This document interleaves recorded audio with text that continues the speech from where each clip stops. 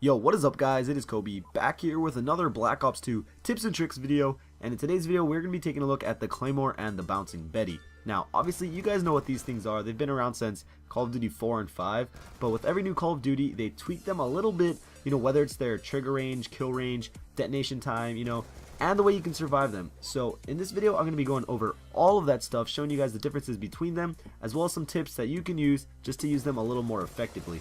Now to get started, the first thing we have to cover is the maximum trigger area for these explosives. Because they are both triggered by enemy motion, the max range at which the enemy player is detected is super important. As you can see here, the Bouncing Betty's trigger area is actually fairly large, and as you know, it covers the full 360-degree area. However, although you will take damage, that does not demonstrate the maximum kill area, which is now demonstrated here in yellow. So as you can see, even though it is smaller than the trigger area, its kill range is actually pretty damn big still. So that, plus its 360-degree radius, is why so many people hate these things and why they are so good.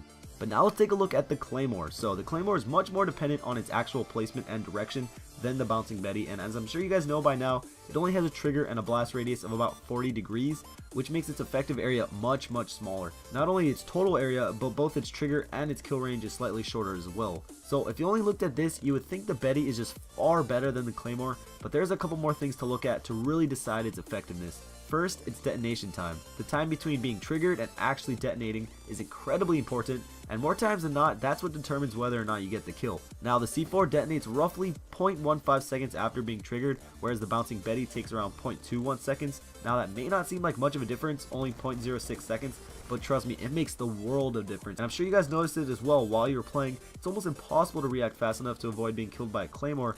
However, if you are paying attention, it is fairly easy to avoid a Bouncing Betty. So in this area, the upper hand definitely goes to the Claymore. Now, how might you survive or counter these explosives? Well, for the Bouncing Betty, you have a bunch of different options. The easiest way, of course, is just to crouch. Past Call of Duties, you have to go all the way to prone, but in Black Ops 2, you won't take any damage whatsoever by simply crouching. This makes them insanely easy to avoid, especially if you are on the tactical layout. For the Claymore, however, changing your stance won't help you at all. Whether you're lying down, jumping, you will still receive the same amount of damage. There are also 3 perks that can help you survive both of these: Lightweight, Flat Jacket, and Engineer.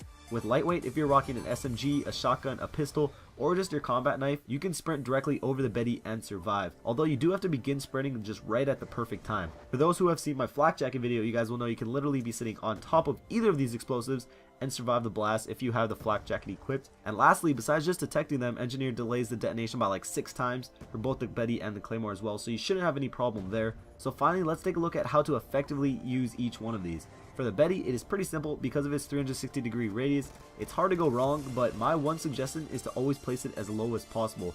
I always see people, placing them on the stairs, but the best thing to do is place them at the bottom, so even if they do crouch, they will be up high enough on the stairs so you will get the kill. For the Claymore, it's just all about angles. It's not like the Betty where you just throw it and hope somebody walks by. You need to place these where you know people will be walking and angle it accordingly.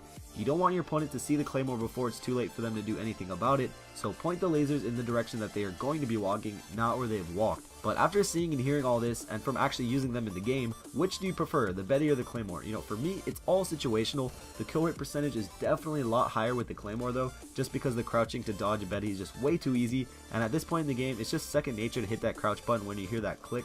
Whereas with the Claymore, there really isn't much you can do, but that's just what I think. Leave your own answer down below. But anyways guys, that's it for the video. I hope you guys enjoyed. It took me quite a bit of time to make this, so if you could support it with a like and a favorite, I'd really appreciate it.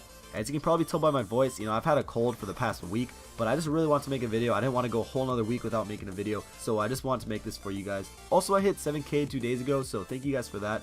I'll try to muster up something for you guys at like 7,500 subs, probably a giveaway, I don't know. I'll think of something, but again, thank you guys for watching. A couple of videos on screen, go check them out if you want, and I'll catch you guys later. Peace.